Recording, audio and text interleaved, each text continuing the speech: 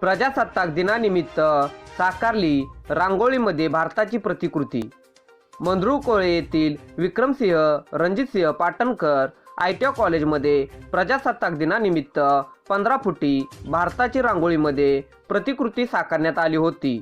ITIचे प्राचार्य श्रीयुत PL Patil sir यांच्या मार्गदर्शनाखाली व पेंटर जनरलचे शिक्षक निलेश काळे व मंगरुळपीरचे युवा चित्रकार नितीन उत्तमराव खरात यांच्या संकल्पनेतून ही भारताची 15 फुटी प्रतिकृती रांगोळीमध्ये साकारण्यात आली होती।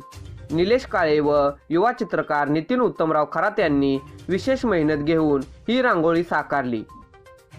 या कामासाठी प्रफुल्ल जानूगडे सर, विद्यार्थी गणेश काळे यांचे विशेष सहकार्य लाभले।